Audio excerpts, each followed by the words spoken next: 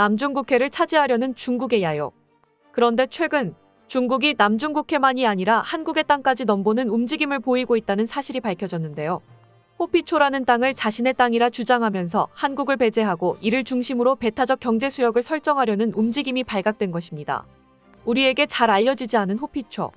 대체 이 땅이 어디에 있는 무슨 땅이고 중국이 왜 하필 이 땅을 자기 것으로 만들려고 하는지 그 숨은 속내에 대해 지금부터 자세하게 설명해드리겠습니다. 푸른 바다 위에서 벌어지는 심상치 않은 움직임. 하늘에서 지상을 지켜보던 위성 담당자는 두 눈을 의심했습니다. 분명 지난번 사진에서 확인하지 못했던 길이 발견되었기 때문인데요. 그 즉시 본부로 돌아간 그는 이 사실을 보고했습니다. 정체불명의 길이 난 곳은 바로 남중국해 중심에 위치한 작은 섬. 아무도 신경 쓰지 않을 법한 이곳에 사람이 만든 듯한 흔적이 새겨져 있었습니다. 위성 사진을 확인한 미국은 그 즉시 남중국해 중심과 그 주변을 샅샅이 조사했고 이것이 중국이 비밀리에 만들고 있는 대규모 활주로라고 판단했습니다. 파라셀 군도, 중국 이름으로는 시사군도에 위치한 트리튼 섬에 어느 날 갑자기 600m에 달하는 활주로가 건설되었습니다. 최근 영토 분쟁의 중심으로 떠오른 남중국해 주변을 완전히 장악하고자 중국이 꾸민 짓이었습니다. 활주로를 건설해 중국 전투기가 상륙하는 것은 물론 수송기를 통한 물자 조달을 할 수 있는 전초 기지를 만드는 것이 중국의 당초 계획이었다는 것까지 들통났는데요. 당연히 시사군도를 자신의 땅이라 여기는 대만과 필리핀, 그 밖의 동남아시아 국가에서는 중국의 행동을 즉시 비난했습니다. 자신의 허락 없이 맘대로 남의 땅에 활주로를 지었다는 것이 이유죠.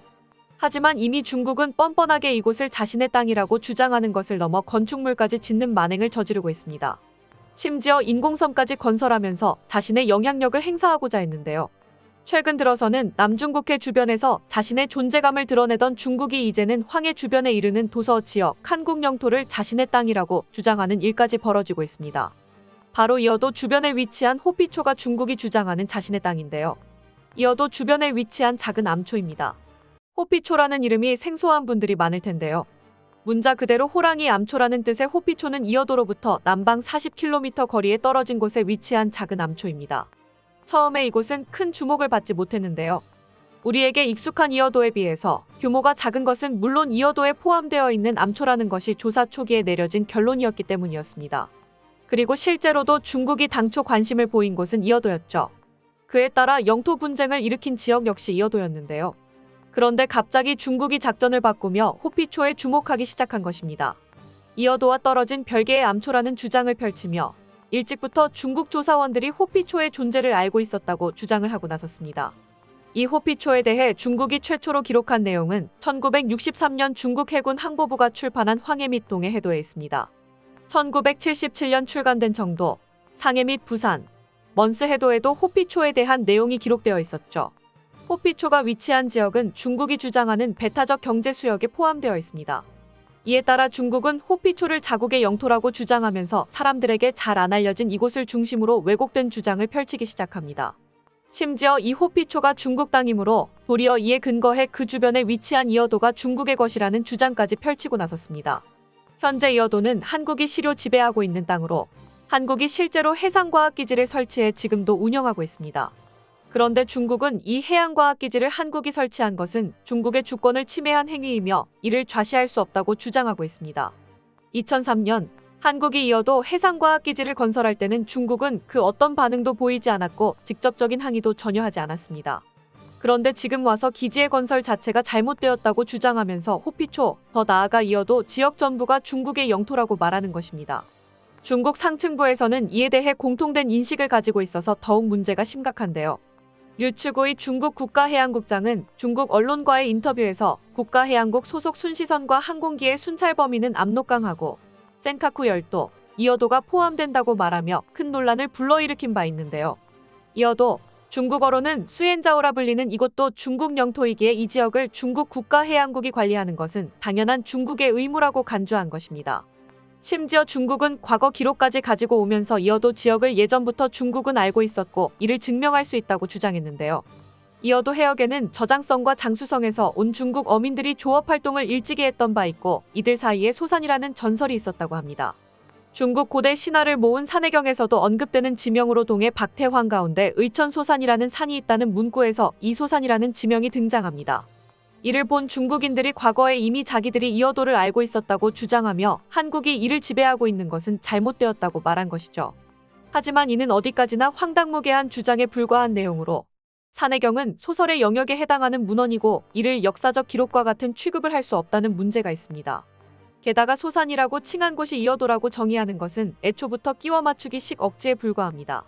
소산이라는 지명이 중국 내에서도 많고 이를 이어도에 적용하는 것은 지나친 억측이라는 것이죠.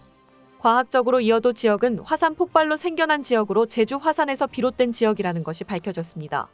국립해양조사원은 해저 퇴적물 조사를 대대적으로 진행해 이어도의 기원에 대해 심층 조사를 한 적이 있는데요. 해양조사원에 따르면 이어도 주변에서 채취한 암석 조각은 화산 분출물이 쌓여 굳어진 응회암인 것을 밝혀냈습니다. 그리고 다름 아닌 제주도를 이루는 집안이 이와 비슷한 암석 구조를 지니고 있고 암석 연령도 비슷하다는 것 역시 알아냈죠. 한경면 수월봉과 서귀포시 송악산에도 화산 분출물이 쌓여 생성된 흔적이 남아있어 이어도는 제주도의 화산이 폭발해 용암이 바다로 흘러들어가 생겨난 암초인 것이 확실해졌습니다. 마찬가지로 호피초 역시 제주도 화산의 흔적에서 비롯된 암초로 이어도 주변 지역에 위치한 이곳에도 화산 퇴적물로 형성된 흔적을 쉽게 찾아볼 수 있습니다. 과학조사로 밝혀낸 주장과 달리 중국은 그저 우기기만 할 뿐 어떠한 자료로도 자신들의 땅이라는 것을 증명하지 못하고 있죠. 게다가 가장 확실한 증명인 시료 지배에서도 밀리고 있기 때문에 중국의 주장은 그저 주장에 불과한 상황입니다. 하지만 그럼에도 불구하고 중국이 계속 엉뚱한 주장을 고집하면서 국제 여론에 있어 자국에 유리한 주장을 관철하고 영향력을 행사하려고 하는 것은 문제가 있는데요. 중국의 주장을 분쇄하고 한국 땅임이 분명한 호피초와 이어도를 지켜내기 위해선 국내에 있는 많은 사람들의 관심이 필요합니다.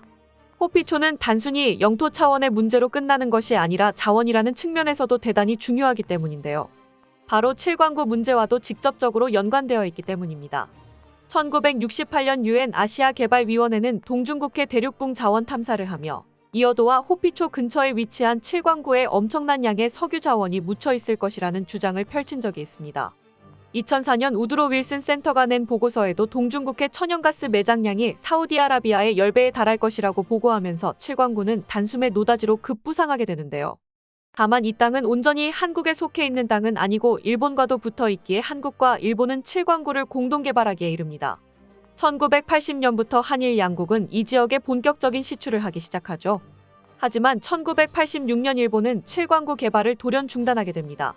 일본은 칠광구 개발을 중단한 이유로 경제성이 없다는 이유를 드는데요. 하지만 실상을 알고 보니 일본의 치졸한 속셈이 드러났죠. 1982년 유엔 국제해양법에 따라 200캐리 배타적 경제수역 개념이 탄생하게 됩니다. 대륙붕 소유권 역시 새로운 해양법에 따르게 되는데요. 칠광구에 이를 적용해보면 거의 90%에 달하는 칠광구 지역이 일본 소유가 됩니다. 그렇기에 이 땅을 한국과 공동 개발하는 것은 손해라는 결론이 일본 머릿속에 떠오른 것입니다. 그래서 엄청난 자원이 묻혀 있음에도 불구하고 일본은 개발을 미루고 칠광구 조약 종료까지 버티는 전략을 세웠죠. 공동 개발을 약속했기에 한국 입장에서는 이를 준수해야 했습니다.